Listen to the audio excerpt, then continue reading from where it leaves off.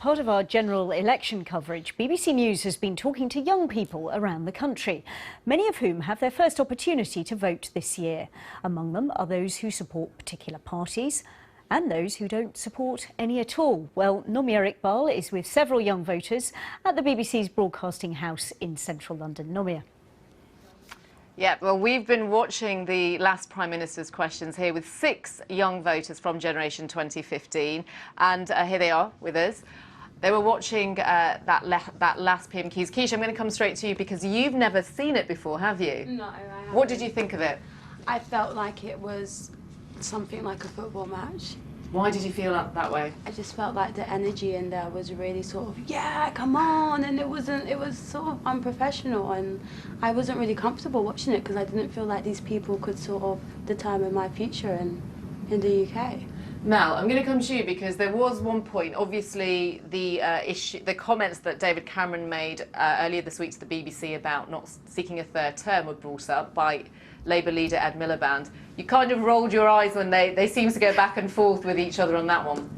It's just like they were just sassing each other the whole time, and you just think to yourself, that's so pathetic, you're acting like children. And this is, I know obviously that came out like yesterday or the day before, whatever, it is a topical issue, but why have digs at each other? There's more important things going on the last PMQ before the general election. Like I just don't understand why they're just bickering like kids. What did the rest of you make of what you saw earlier? Yeah, I agree with Mel pretty much. It's just cringeworthy. They're just behaving like schoolboys, and the speaker tells them off and says, "Oh, if we have to stay after class, it doesn't matter to me." Even he's and like, it's just, oh, he's like, "Oh guys, come on, calm down." Yeah, It's I think sort it's of- really it really does what they're trying trivialise to important say. things. It undermines. They just use them for patting themselves on the back and point scoring and stuff. And they get such glee from it as well. That's the most sickening thing. Like, you can see the proper, like, I don't want to, like, yeah. They go home and have, tea and sort of And discuss just it and laugh over about it, yeah, and it's like, these are people's I don't lives. actually mind it too much, if I'm honest. I'm going to sort of disagree with everyone a bit there. I don't mind the jokes. I actually find them quite funny. And I think when you look sort of beyond the antics, which we're all mature enough to do, it's actually quite informative. We learned quite a bit about, the VAT question, for example. Are the Conservatives going to put that up? That's not something we knew before Prime Minister's questions. And, I don't think the public mind, seeing a bit of passion. I think it's fine. I think PMQs is it's something. I don't think any other country, or there won't be many countries that allow their Prime Minister or their head of state to be grilled for even if it's only for half an hour a week.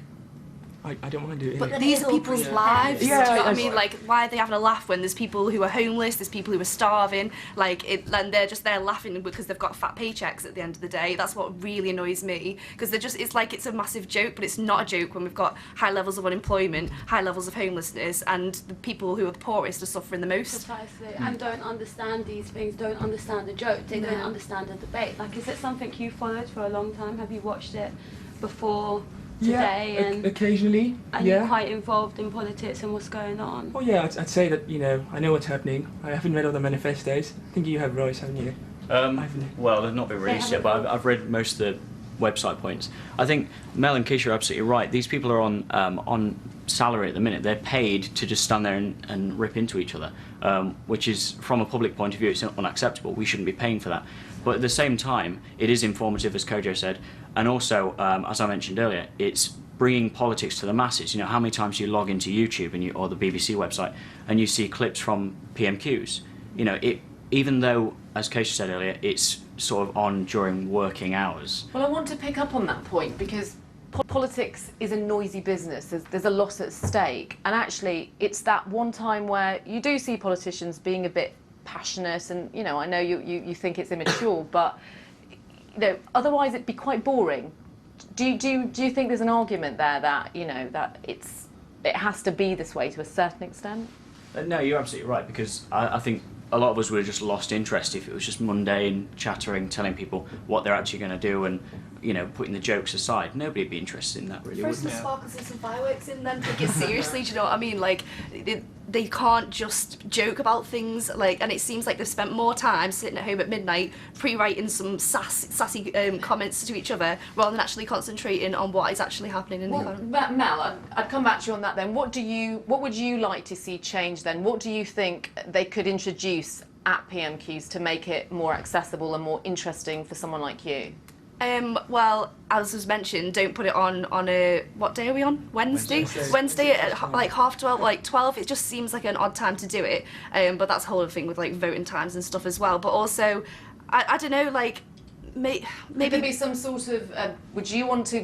Do you think it should be opened up a bit more? What do you think could be done? You know, just to make it more engaging.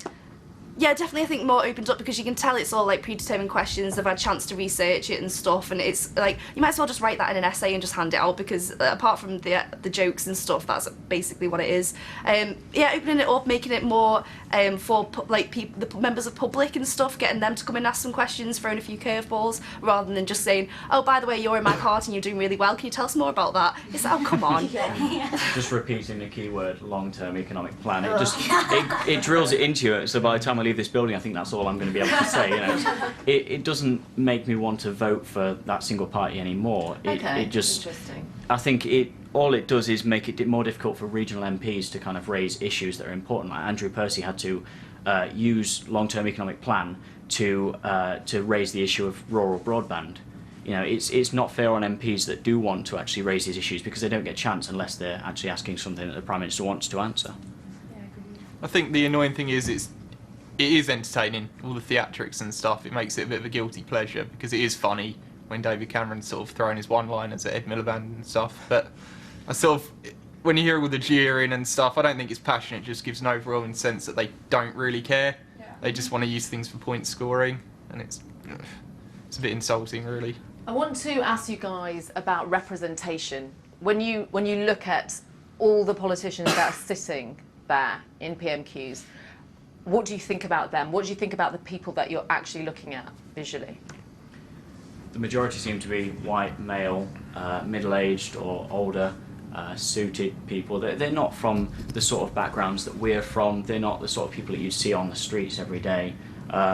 And you know, even my MP is all suited up, and he's sort of always in London or in Grimsby. Sort of, you know, you never see him actually going out canvassing in, I don't know, jeans and a t-shirt.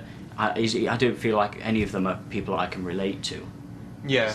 Yeah, on the one hand, you can sort of say, yeah, they've all been fairly elected, but as a cross-section of the population, they're not really that representative. You sort of wonder how many of them have had sort of proper jobs before getting into politics, and I think it's relatively low, really. They're not overly relatable. How many of them have worked for minimum wage? Yeah. And as well as that, they're like, it's like a football pitch in there. They're not even passionate about what they're doing.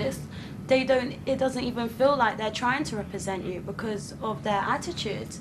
So as well as them not coming from a background where they can personally understand what people may be going through, it's like they don't even care to sort of give us confidence that, yeah, we are sort of educating ourselves about you and representing you, or even taking it seriously. Are you going to watch PMQs again, Keisha, after the general election?